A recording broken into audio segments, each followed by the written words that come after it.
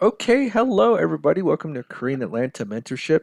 So, when I'm paying off debt, I don't need any savings. I'm going to show you how that works. So, I know there are a lot of people out there who are freaked out, right? They need their savings as their cushion. And in fact, if you ever listen to Dave Ramsey or one of his disciples, they always talk about a 3 month, I think it's a 3 month savings emergency fund. But we're going to do the exact opposite of that. And I love Dave Ramsey, but I don't listen to everything. I don't do everything that he says, right? So in this video, we're going to show that hey, it's okay to have zero savings. Because right now, I practice what I preach. I have zero savings. You don't have to follow what I do. This is only for informational purposes only. But let's take a look at this, right? So right now, I'm in the middle of constructing a budget, okay? And one of the things I always like to emphasize is that your debt is always proportional to your income unless you have some insane student loan because student loans are they're not properly underwritten, right? I don't think they take a look at your credit and care if you can repay it back or not. And in fact, if you do a Google search, I think student loans are the number one asset of the federal government. Okay, so the reason I'm talking about this is because your income needs to be proportional to your expense, or it should be, right? It's very rare that it's not unless you switch jobs or you lied on your debt applications. Okay. So if we have a $2,000 rent, I don't know if you knew this or not, but pretty much every landlord is going to require at least three times the income. So if your rent is like $2,000 in your area, you need to make at least $6,000 a month. And I don't know if you knew this, but that's $100,000 a year. So it doesn't really, it's kind of crazy how if a $2,000 a month mortgage payment or rental payment is actually taking up a lot of our wealth and we don't, it feels like we can't do that much with it, right? But, it's crazy how much rent takes up for of a person's budget. And this is why I made another video about, hey, you want to increase your cash flow, just live with somebody else or live with your parents, right? But not everybody has that option. So let's see. In this situation, we're going to assume we have $100,000 income. Let's just assume that these are all of our expenses, right? We have two credit cards, an auto loan, student loan. We got to pay rent. We got to pay other food, shirts, gas. So 3,500 is our general expenses, and we have four debts that we want to pay off. Okay, and we can see that we have about $1,000 in savings. But here's the thing: what we're going to do, we're actually going to make the savings into zero. And some people freak out about that because think about it. Let's say you had $1,100 in savings every month. That'd be a nice cushion. Dave Ramsey says, Dave Ramsey says, put what, 3 months of savings? 3 month, how much is it? 3 months of your income into a savings account? Is that even possible? How long would it take? 18 grand?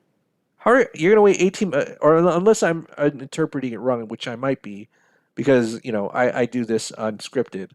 But what we're going to do is something that most people cannot do, which is have that zero savings account.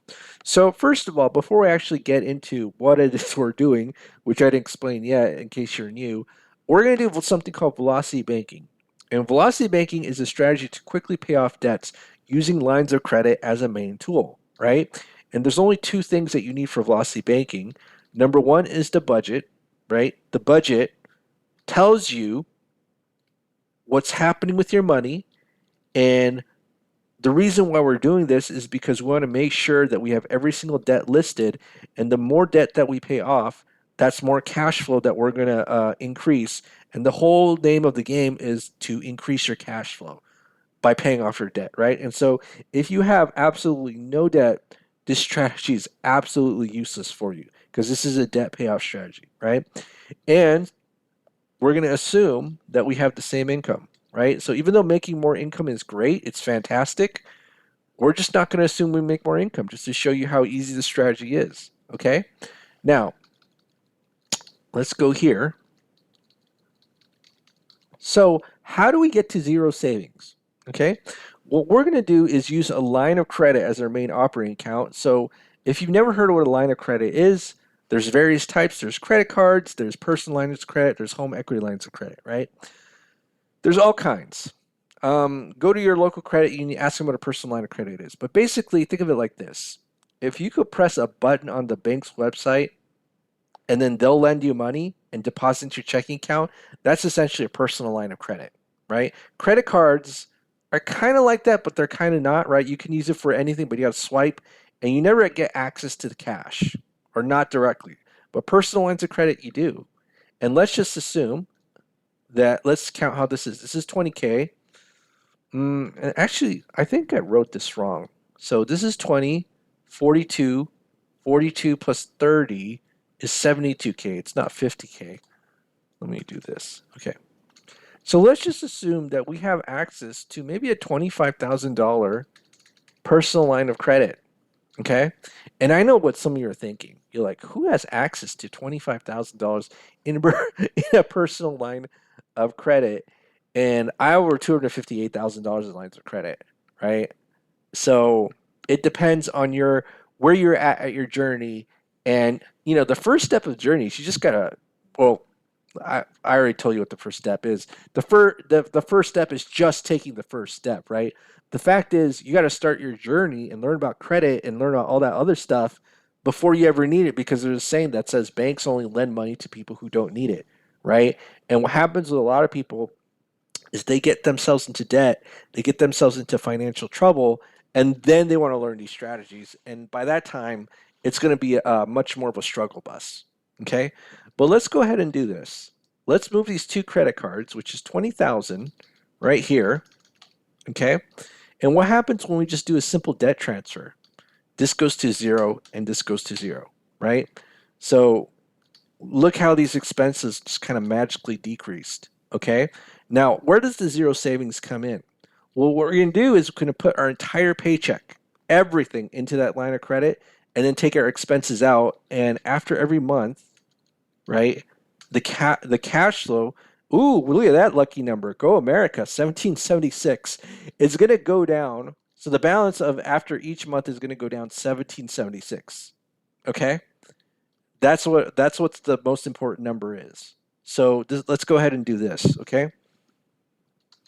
So we're going to go ahead and calculate the next month's balance in the next actual month. So the next month's balance is the previous month's balance plus the previous month's interest minus, okay, minus this cash flow number of 1776.64, okay? And then now what we're going to do is we're going to go ahead and take the average daily balance. So you go right here, click the average here. This is an estimate of what the average daily balance would be to get the average function, multiply by the interest rate, 0.15, and then divide by 12, right? 15% divided by 12, bam. Okay? So now, let's go ahead and copy and paste. And you can see that paying off these credit cards took us only 13 months. Okay, so a little bit more than a year. So it's $20,000 in credit cards. Let's write that as our milestone, 20K, 1 year. Oh, it's actually 13 months. So let me write that down, 13 months. Okay, so now what we got to do, right? Now what we got to do is pay off either our student loan or our auto loan, right? We're going to focus on one loan at a time. And to be honest, these amortized loans, we always usually want to pay them off last, right? There's a certain order that we do these things. And now we got to figure out, oh, yeah, do I focus on the auto loan or the student loan first, right? And there's two ways to figure out which loan to pay off first. So you select the loan that has the lowest balance, highest interest rate, and highest payment, or any loan that fit as much as the criteria here. Or we use the cash flow index that completely ignores the interest rate. Okay, and so the cash flow index formula is the statement balance divided by the monthly payment. And let's go ahead and figure out what the statement balance is after 13 months of both of these loans. Now we have this amortization calculator to help us figure that out, calculator.net. So this is the student loan, 30,000 for 10 years. And let's go to 13, month 13 right here. And we'll figure out the balance right there. Okay. And then this one is the auto loan, so 22,000, 4%, 22,000, 4%. And then how many years? It's 5 years. Bam. okay, and then 4% at 13 months. So 17,000. Okay. Let's see. All right. So now what we got to do is figure out that cash flow index. This is really useful, especially if you have like 15 debts. I've seen people with 15 debts, and I'd even use the traditional debt payoff criteria because it's a little bit subjective, but I love the cash flow index just because it's a straightforward number. Okay? So let's go ahead and calculate it. So this is 17,598.87 divided by 405.16. This one is 27424.69 divided by 318.2, right? And the way that the cash flow index system works is basically you pay off the one that has the lower number. The lower number means you get more bang for your buck if you pay it off. So think about this: would you pay $17,000 to get $400 back, or pay $27,000 to get $300 back? Right? It's obvious you'd pay this one back. So let's go ahead and focus on that. And here's the thing: we don't actually have to move this whole thing into the line of credit. We could just move into pieces. And I always like doing that, especially if the interest rate has a significant difference. And the main reason why we want to do that is so that we could park our money in one place and prevent segregation of income. Segregation of income is the main reason why a 30-year mortgage turns into a 52-year mortgage. And I probably need to do another review of that in a later video to go more deep into detail. But we have videos about that, right? So look up segregation of income, velocity banking.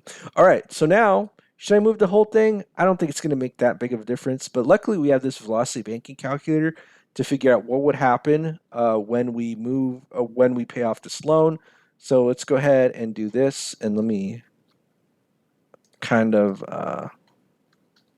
do the auto loan.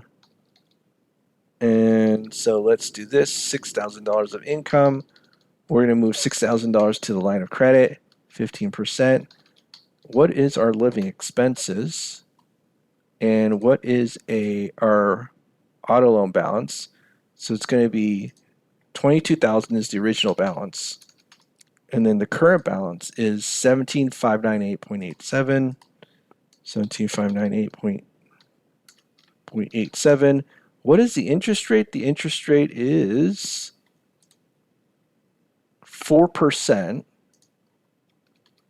5 years, and then the payment amount is 405.16. Okay. All right. So let's take a look at this. And here's the thing: if you don't know where I got this velocity banking calculator from, I got it from Renatus, and this is where I first originally learned velocity banking in 2017. And I actually sell their products, believe it or not, and I get commission off of it. We're called independent. What are we called? Contracted marketers. That's what we're called. So luckily, they were able to provide kind of like this cheat sheet, and it tells you what happens with like your line of credit and all that right here. So if you, I have to actually fill in everything in order to see what happens with the line of credit. But let's go ahead and take a look here. Let me go back here. Oh, my bad. And what's our expenses? It's certainly these two plus the student loan. Okay, so let's go ahead and add these up. And I'm going to go ahead and sum these. So 3818.2, 3818.2, right? And you can see that it pays off in 0.6 years, right? Now, let's just do a quick test, and let me reload this 1 second, of what happens when you move the entire thing into the line of credit. I don't think is a good idea. So here's my new analogy that I came up with. I've known like since the beginning that if you have a high interest rate line of credit and a low interest rate amortized loan, you don't want to necessarily move the whole thing into the line of credit, right? The whole line of credit at this point is to prevent segregation of income. And so if I put the whole thing into the line of credit, I'll probably pay a little bit more interest, right? So 479.68, let's just move this to 17,598.87. So 0.6, and this almost doubles, right? So you don't necessarily want to move the whole thing into a line of credit. The way I think about this, my new analogy, is that if you put something in the oven, right, and like this is like putting the entire thing in the oven and never like um, opening the oven door, right? Like you're moving that the entire loan from a low interest to a high interest. That's kind of how I think about it. But if it's like you're moving pieces, it's kind of like every time you're constantly opening the oven door, so it doesn't really you're not really cooking that money, right? I hope that makes sense. You're not getting as much interest. Anyways, I mean you still pay it off earlier, but again, when it deals with amortized loans, I always just say move the same amount of your paycheck to that line of credit and just dump your paycheck there and have it go to zero, rinse and repeat over and over again. All right. So it's going to pay off in point 0.6 years. So point 0.6, let's go here. So point 0.6. Okay. So this will be paid off in point 0.6 years. So that's going to be, what is point 0.6 times 12? So 7.2 months. So that's going to be about 20 months. So 42K and 20 months. No, I'm sorry. 40K. Wait, is it 20 months? Yeah, it's 20 months. Oopsie, I put 29 months. Okay. So let's go back here. Actually, everything's slowing down. Let me go ahead and take away some of these tabs. And hopefully it'll speed back up a little bit. Let me reload. Okay, so this is 0.6 times 12. So yeah, 7 months. Okay. All right, so now what we got to do is focus on that student loan. And then the student loan at 20 months, we have to know the balance. So it'll be 30,000, 10 years at, what is it, 4.5? 4.5? No, 5%. My bad. I know I'm going a little bit fast with these. Okay. So let's take a look at 20 months, what the balance is, which is 25 grand, right? 25 grand. Whew. So now we just kind of focus on the velocity banking calculator. Reload this. Okay. So now this is a 30 grand loan, right? And then, oh, did I even put the wrong interest rate? It doesn't matter. It's not going to make that big of a difference. Actually, let me go back here. So I put the right interest rate. Okay, I'm going crazy. 10 years, 30,000. What is the current rate right now, which is 25 grand or 20 current balance. I'm getting my words mixed up. At 5%, and what is the payment amount? It's 318.2. 318.2, and then so now looks good, and now we gotta basically all the expenses, everything except for the loan we're trying to pay off. So what is the expenses right here? The expenses right there is these two, 3,500. So we just put 3,500, right? So 3,500. Okay. And then now if we go up there, it'll pay off in 0.9 years. 0.9. So equals 0.9 times 12. So that's about 10 months, right? So 10 plus 20 is 30 months. So 30 months and 30 plus 42 is 72K. So 72K. Is that what I did? All right, awesome. 30 months. And how much is 30 months? So 30 divided by 12. Ooh, 2.5 years to be debt free? Oh, goodness. That looks great. 2.5 years debt free, right? 30 divided by 12. 2.5. Love it. So let's go ahead and make this green right there. And as you can see, again, we did this all with zero savings, right?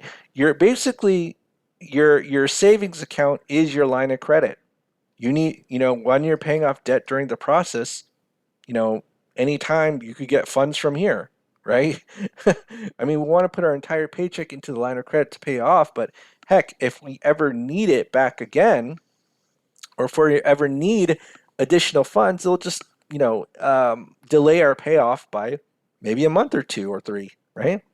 But this makes cash flow management so much easier. If we take a look here, put zero, then we have actual 2,500 in cash flow, right? But 72K 2.5 years later, heck, maybe it's time to buy a home, just not an overpriced home. But if you have, in general, this type of rent, you're gonna have to make three times the income, usually, right? All right, well, this is Korean Atlanta mentorship. If you're interested in joining our group, go ahead and click the Google form link below. Other than that, have a great day, and we will speak next time.